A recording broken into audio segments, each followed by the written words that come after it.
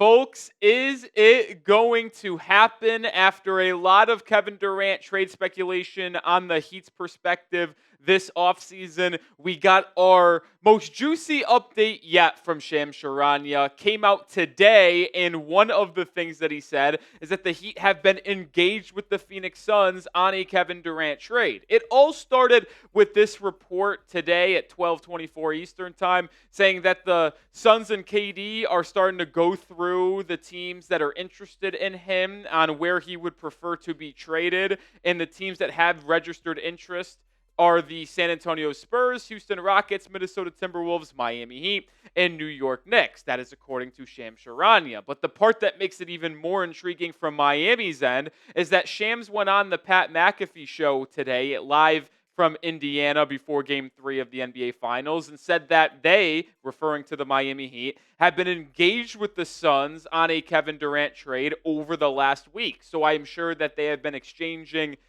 what it would take to get a KD trade. And if this is a truthful report from Charania, then you would have to imagine once KD kind of goes through where he might want to go, if he ultimately says, you know what, the Heat are number 1 or number 2 on my list and gives the green light to Phoenix, well, then the Suns may look at the Heat's offer and take it, or there might have to still be work to be done on the negotiating sides.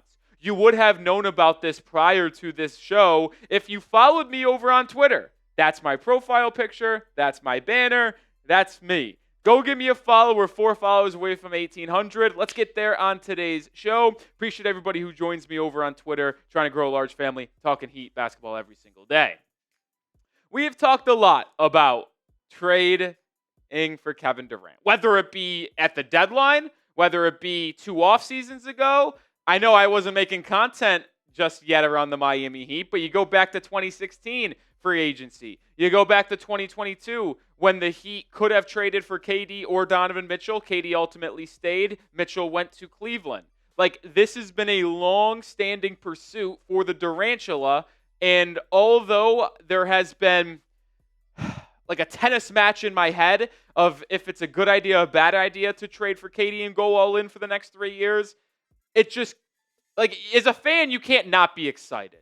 And you got to have a little bit of hope, unfortunately. And unfortunately for me as well, the hope got boosted a little bit more when Stefan Bondy, who covers the New York Knicks for the New York Post, tweeted out just an hour and a half, 2 hours after Shams' report that the Knicks are not in the mix for Kevin Durant. And this is actually consistent with another report that came out, I believe, within the last 48 hours from Ian Begley that said that he has not heard the Knicks have expressed interest in KD. The national media has said that, but the Knicks reporters are kind of shooting that down. So I'll trust the beat reporters that are around the team and have the better relationships with the front office in New York more than the national media at this point.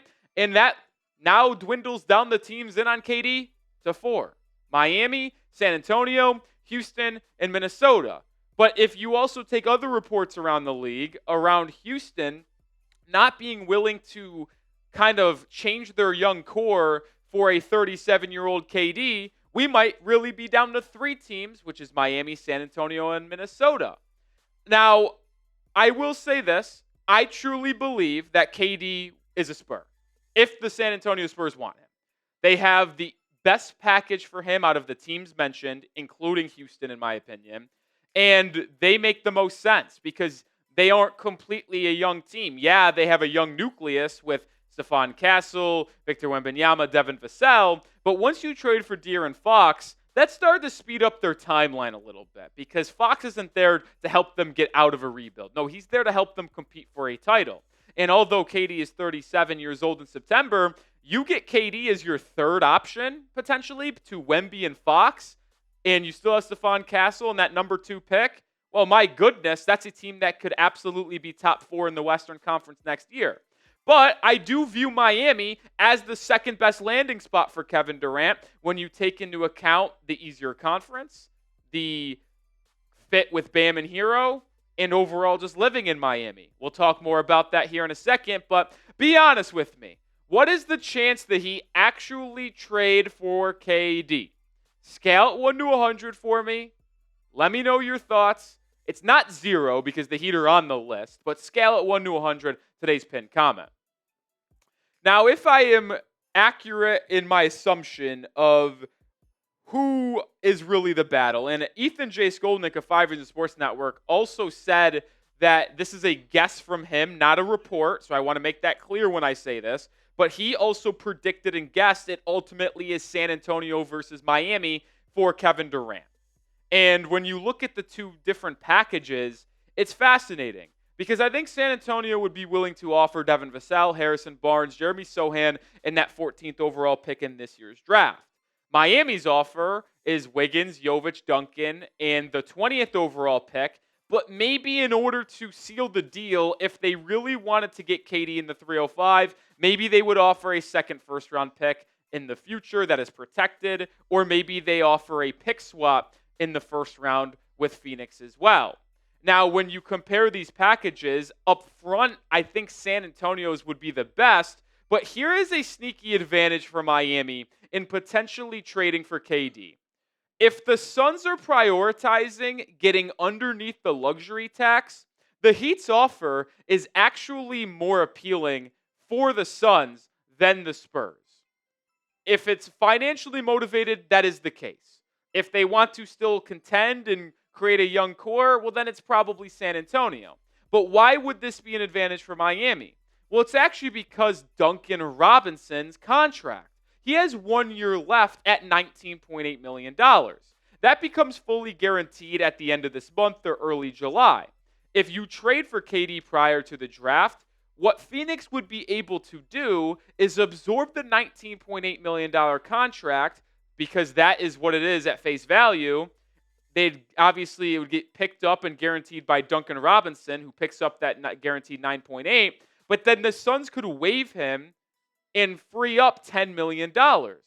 When you factor in losing KD and his salary of $54 million, if they got Duncan and waived him, and then they don't pick up the team option on the $8.5 million contract for Milicic that Phoenix has, that now frees up $20 million for Phoenix, where they are $22 million above the first apron, which means they could get underneath the first apron by making another couple moves in the offseason. Now, I do not know what Phoenix ultimately wants, whether it is staying competitive, whether it is retooling with draft capital, but one thing is clear. With Miami's package, they would get a solid player on the roster in Andrew Wiggins, a young wing and forward in Nikola Jovic, draft capital, and the ability to potentially get underneath the first apron. And you have to imagine that is appealing to some degree for the Phoenix Suns. Now, then you have to then turn to Kevin Durant and say, is this the place that he wants to go? Well, I really do believe that Miami is the best spot for Kevin Durant because he would be the number one option.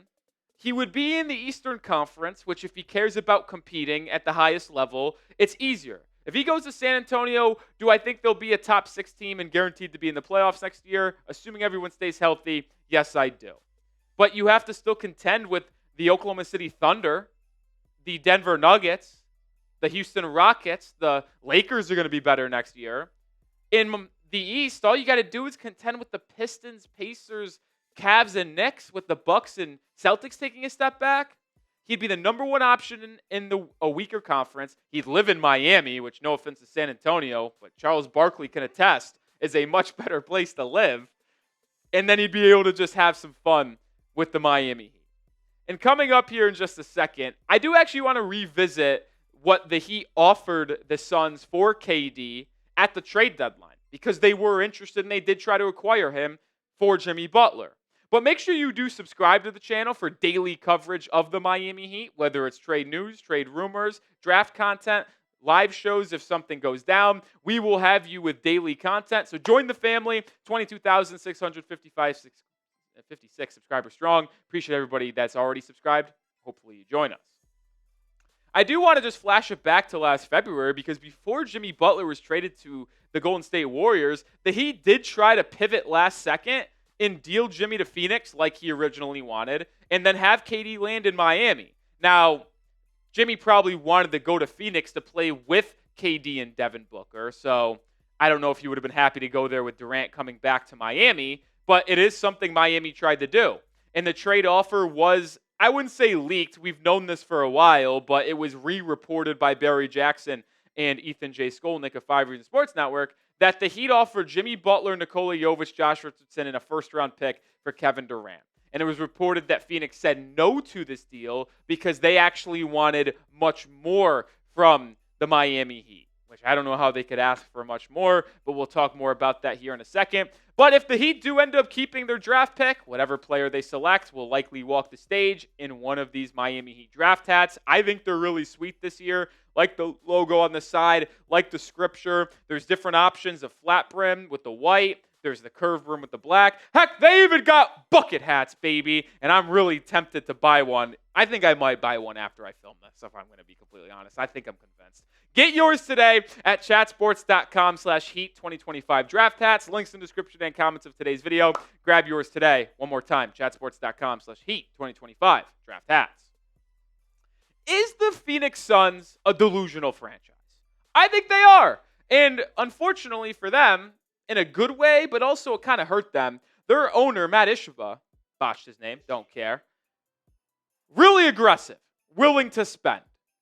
You saw it with KD, the book, and the Beal Big Three. It didn't work out. And he wants to remain competitive.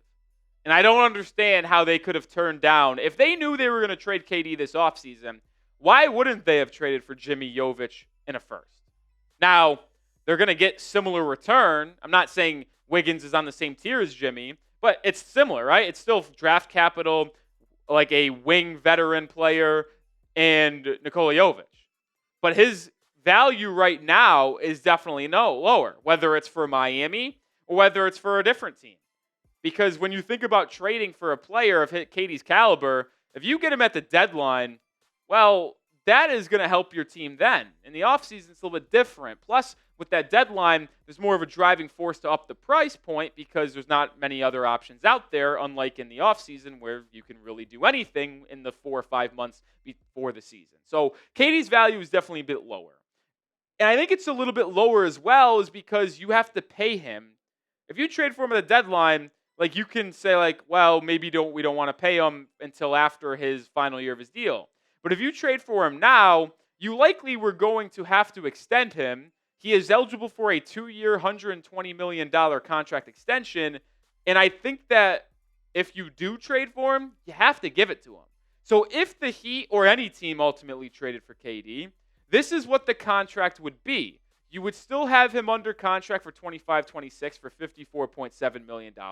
But then that 2-year extension is $57.3 in the following year, and then $62.7 million in that final year of 27-28. He would be 37, 38, and 39. And even though he's playing really good basketball still, you'd have to imagine that's the last time he gets a max type of contract. And then you would be creating for yourself a 3-year window to win a title. And if you don't win a title in that 3-year window, then you have potentially really screwed up your 10-year plan instead of like this short, quick window. And the reason why it's a little bit concerning is, well, if you do extend him for that max, you would then have Durant, Bam, and Hero. And shout out to Matt for bringing this point up on Twitter, which I want to show him and give him credit. If you have those three, 79.4% of your cap this season is to those three guys. And then when you go even further to 26-27, it jumps up to 84.4% because Bam Adebayo's max contract extension kicks in for $55 million a season because he's still not to that $50 million mark this upcoming year. And then if you extended Tyler Hero that $50 million per season extension, you would then have Durant at 63, Bam at 58, and Hero at 47 in 27-28. That is a scary sight to behold. But with that being said, if you get a championship in that 3-year window, I don't really give two shits about the money.